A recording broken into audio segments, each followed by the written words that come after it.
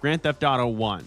Released in 1997, Grand Theft Auto 1 is played from a God's eye point of view, and the premise was simple. You have a handful of protagonists to choose from, male and female. It's set in 3 different cities, and like all GTA games, you're a low-level criminal running errands for various crime bosses. Get from point A to point B, steal a car, deliver something illegal, kill someone, escape the cops. But what happened between those points was the real juice. At its core, it's not too different 30 years later, and the origin of the game is something you'd call a happy accident. The roots of the series come from a game called Race and Chase, in which you had the option of playing as a robber or a cop, but the police behaved far more aggressively than initially intended.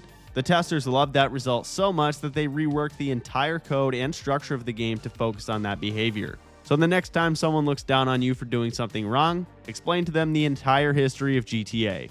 And just because this was a 2D game doesn't mean it didn't have the no-holds-barred objectives that would make the subsequent releases so beloved, like taking out the president. It was clunky with the camera zooming in and out when you didn't want it to, and the controls basically fought against you. Traffic was relentless, with missions getting fucked up because of the car-clogged streets, so by modern standards, it barely worked. Even in 1997, wasn't great, but it was unique, treating violence with arcade indifference and encouraging mischievous behavior while trusting you to deal with the consequences. Liberty City, San Andreas, and Vice City also debuted here, and the game received 2 mission pack expansions in 1999, London 1961 and London 1969. While the gameplay remained largely identical to the original, these add-ons are the only GTA titles ever set outside the United States.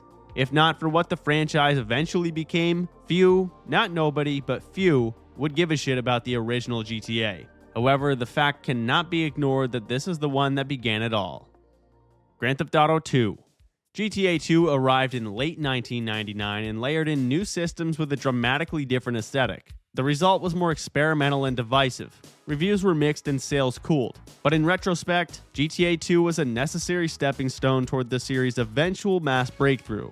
Instead of a parody of the real world, it takes place in Anywhere City, a near-future grimy urban sprawl. Rockstar described it as a broken, dysfunctional hellscape inspired by dystopian films of the 1970s and 80s, leaning into industrial decay and stylized darkness.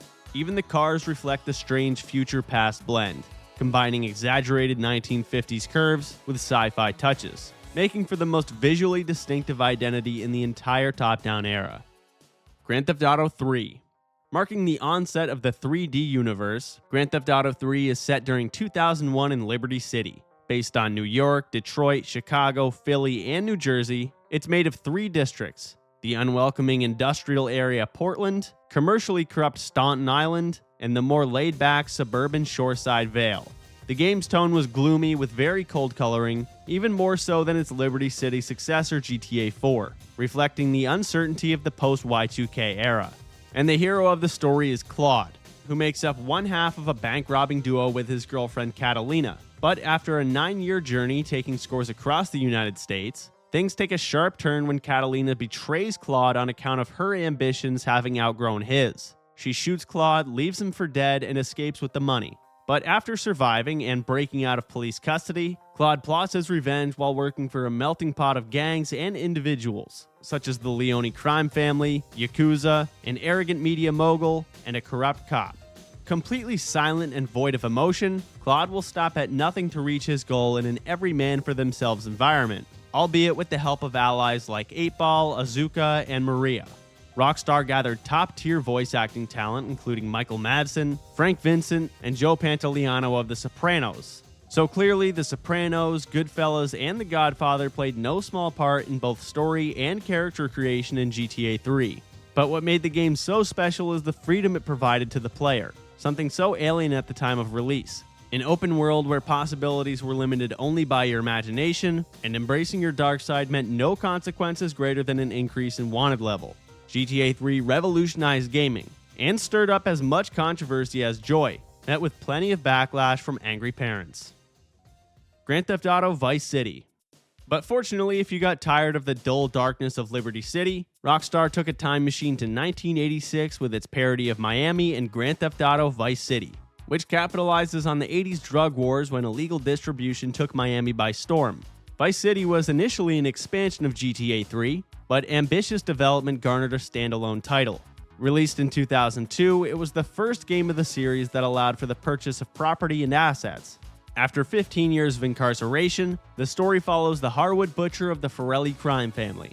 Tommy Vercetti is set loose in Vice City by his former friend and Liberty City-based boss Sonny Forelli, assigned with overseeing a deal that would serve as the genesis of the Forelli's expansion into Vice City.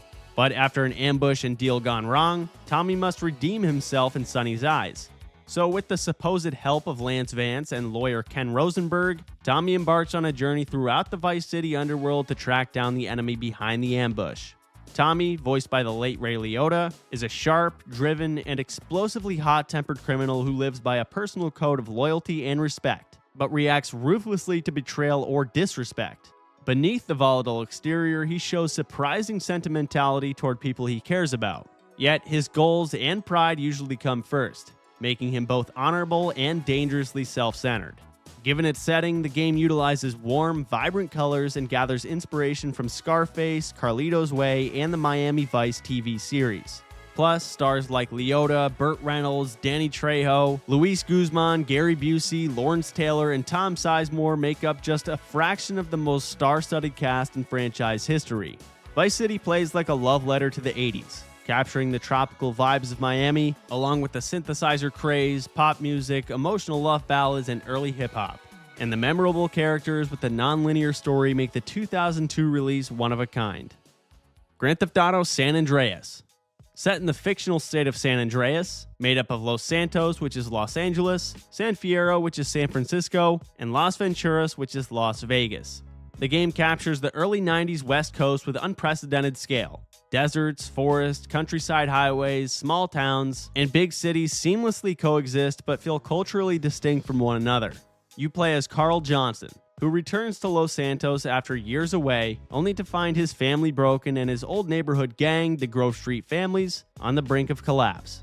But what begins as a street-level story about loyalty and rebuilding your block spirals into a statewide crime epic involving dirty cops, rap moguls, conspiracy nuts, casino empires, and government secrets. The plot moves from drive-by shootings and bicycle chases to Area 69 break-ins and high-stakes Vegas heists. Yet, amazingly, never loses the emotional core of CJ trying to maintain his identity while everything around him evolves.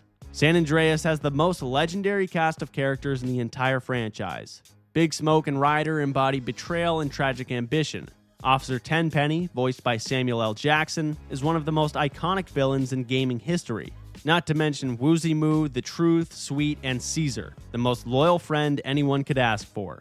The game pulls heavily from early 90s hip-hop culture and West Coast gang films like Boys in the Hood and Menace to Society. And as CJ leaves Los Santos, the tone shifts. San Fierro echoes tech paranoia and counterculture, while Las Venturas channels Scorsese and classic mob films. And the soundtrack ties it all together, spanning gangster rap, G-funk, classic rock, and country to go along with the satirical talk radio.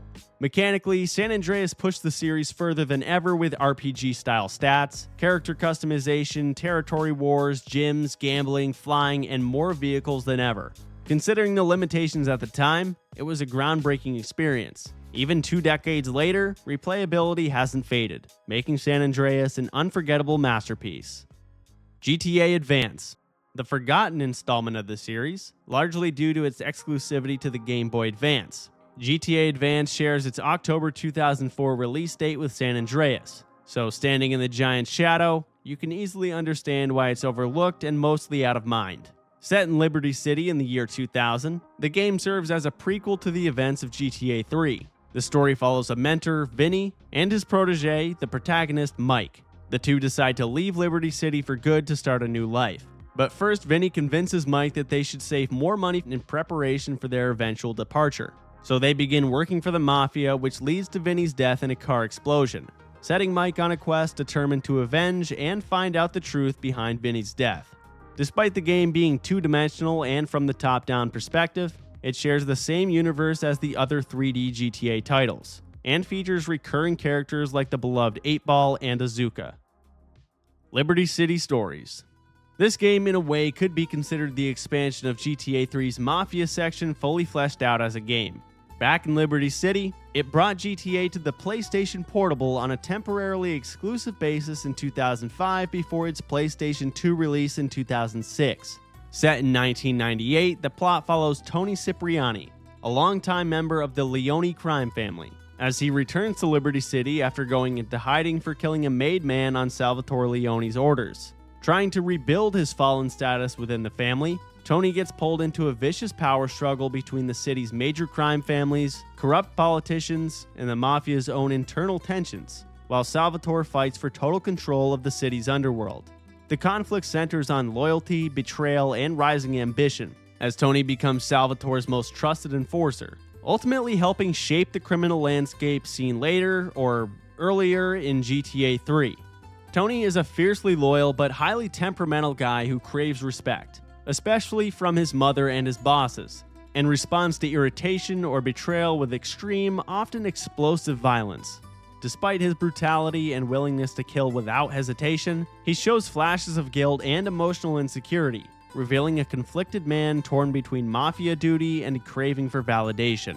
So while Liberty City Stories didn't have the impact of the titles that came before it, there's a reason it became by far the best-selling PSP game of all time. So the next time you may want GTA to go, it offers a classic mafioso story. Vice City Stories. Similar to Liberty City, Vice City Stories serves as a prequel to GTA Vice City. Set 2 years before the events of Vice City, the story follows the Vance brothers. Protagonist Victor Vance is enlisted in the army to save money for his sick brother Peter. But after being taken advantage of and framed by Sergeant Jerry Martinez, Victor is dishonorably discharged with no choice but to embrace the criminal lifestyle to meet the expenses of his ill brother. With the help of his younger brother Lance, they aim to rise to the top of Vice City by any means necessary. As arguably the most morally sound protagonist in GTA history, Victor believes in doing the right thing and is not proud of his criminal lifestyle. His lack of mercy for his enemies is balanced out by his compassion for friends and family.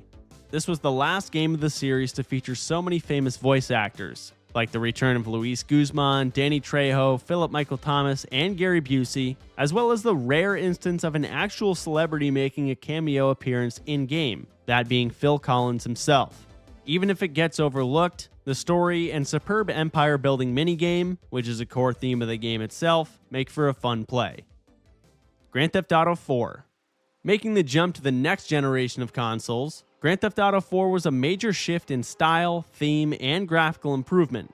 Marking the beginning of the HD universe, separate from the previous titles, GTA 4 is set in a reimagined 2008 Liberty City, featuring 4 primary boroughs modeled after New York City, along with a neighboring state.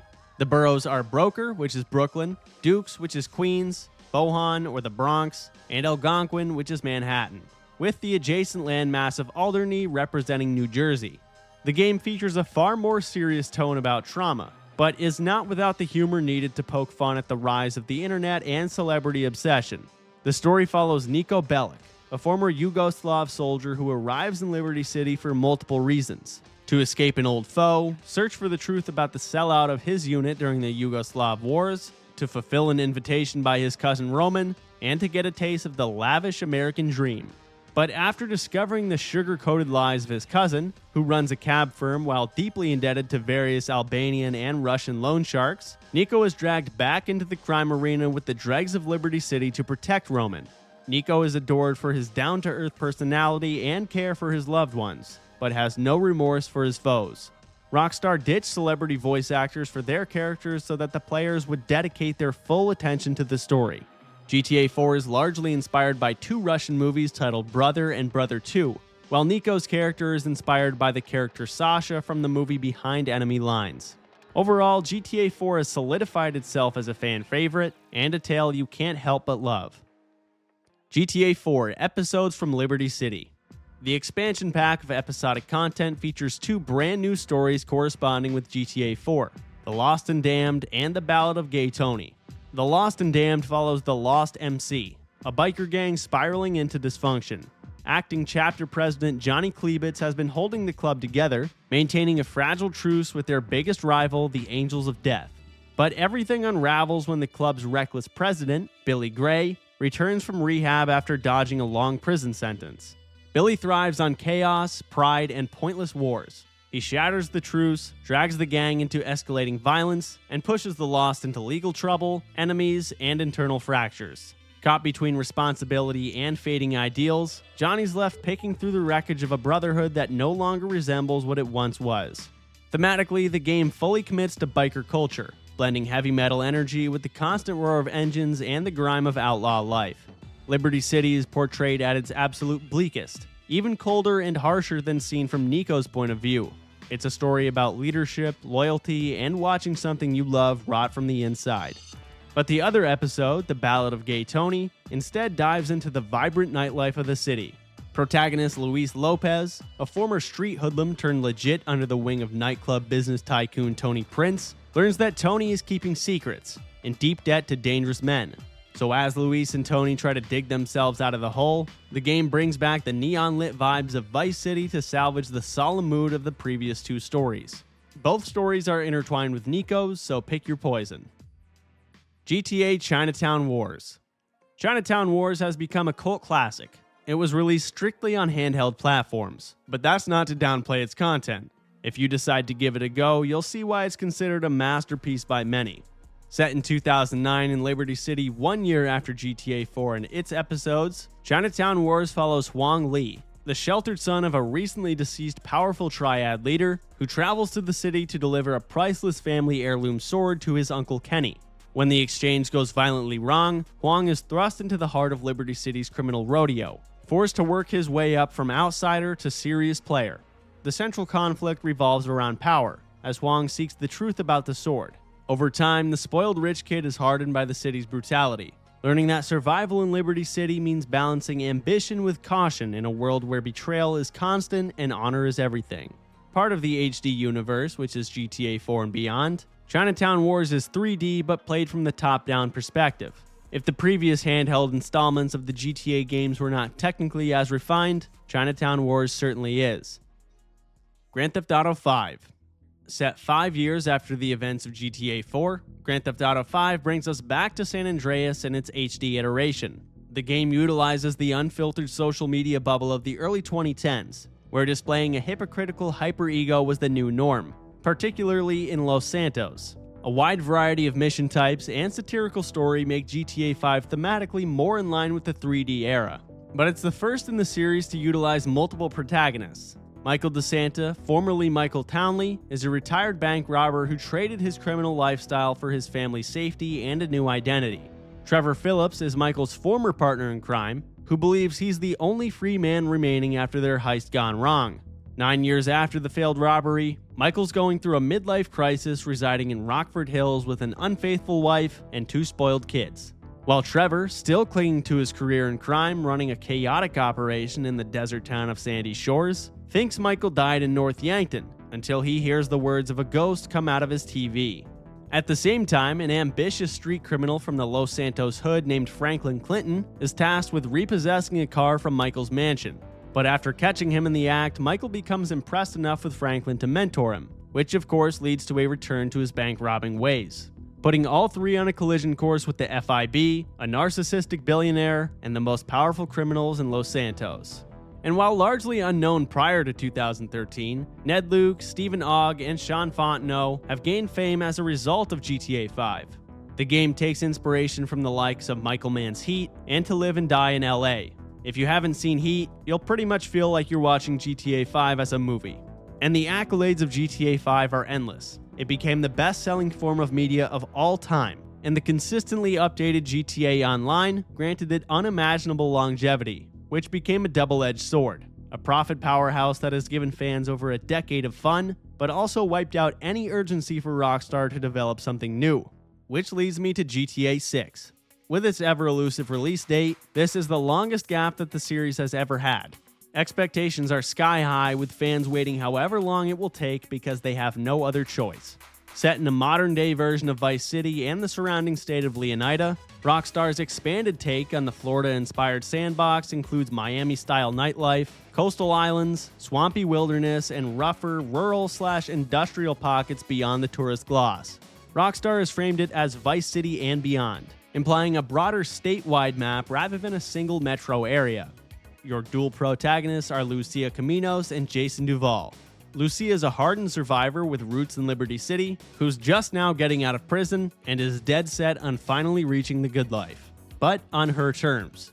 Jason has a criminal background shaped by grifters and smuggling, and he's positioned as a partner with a potential problem. Meeting Lucia could be the best or worst thing that ever happened to him. The main plot hook Rockstar has provided is very Bonnie and Clyde. Lucia and Jason know the deck is stacked against them, and when an easy score goes wrong, they're pushed into the darkest side of Leonida. From there, they get wrapped up in a criminal conspiracy that stretches across the state, forcing them to rely on each other if they want to survive and escape.